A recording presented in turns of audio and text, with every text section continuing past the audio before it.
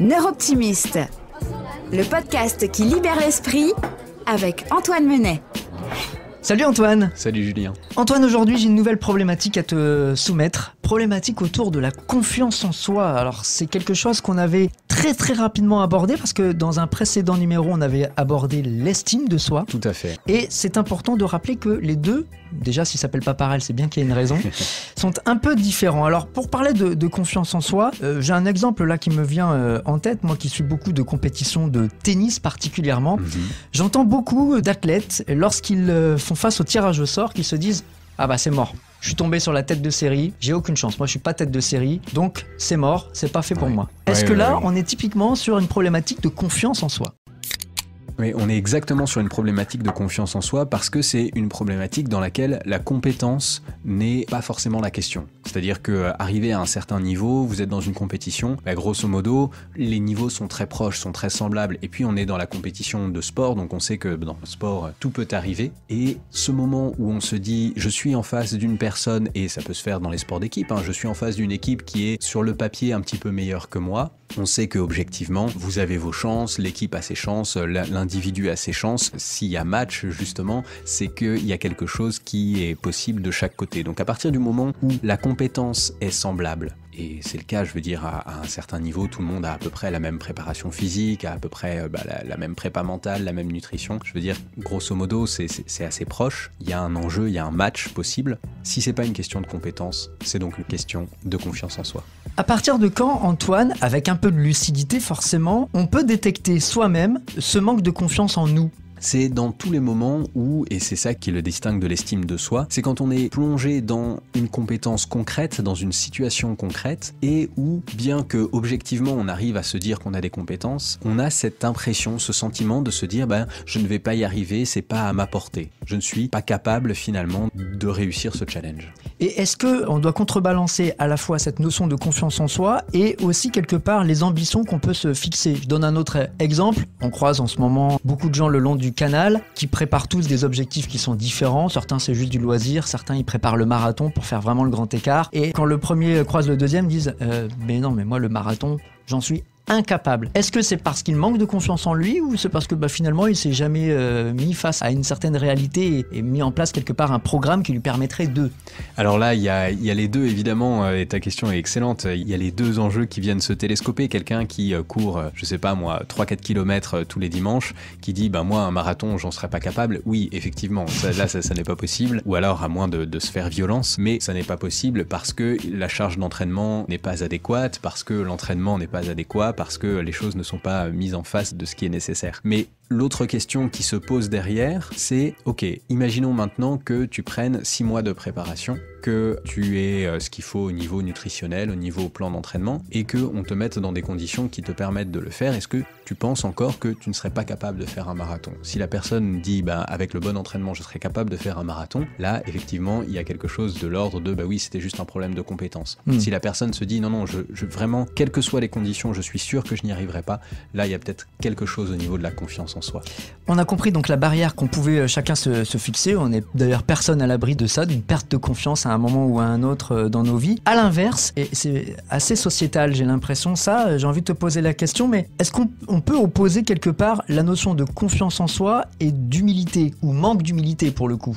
Alors il y a effectivement, tu parlais de vision sociétale et je trouve que c'est assez vrai. On a en France, peut-être en Europe aussi, cette idée qu'il faut absolument être humble et que reconnaître, avoir confiance en soi, ça peut parfois friser l'arrogance. Quelqu'un qui a confiance en lui et qui affirme sa confiance en lui, on peut avoir cette suspicion d'arrogance. Ce qui est intéressant tout de même, c'est que l'arrogance, ça reste un sentiment qui se situe dans le cerveau et dans les yeux de la personne qui regarde. Et donc on peut aussi se poser la question sur notre promptitude à juger les gens comme étant arrogants.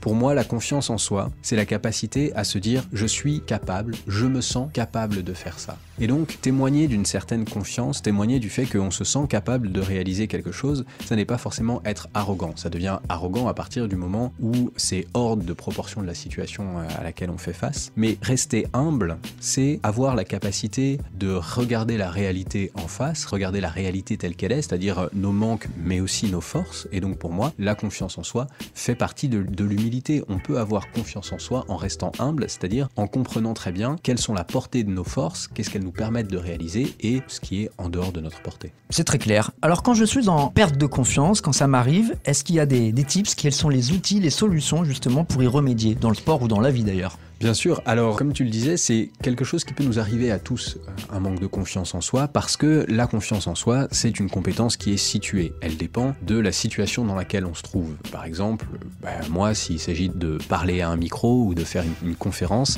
ce sont des situations concrètes dans lesquelles j'ai confiance en moi. S'il s'agit de réussir à faire pousser des tomates ou des radis, par contre, ma confiance en moi va chuter de manière phénoménale. C'est bon à savoir. Voilà, sachez-le, hein, si je vous invite, ce ne sera pas les tomates et les radis du jardin. Alors, comment on peut y remédier, cela dit ? Alors, comment est-ce qu'on peut faire en sorte pour augmenter ma confiance dans mes capacités horticoles ? Eh bien, la première piste, c'est de commencer par lister ses capacités, lister ses qualités et ses compétences.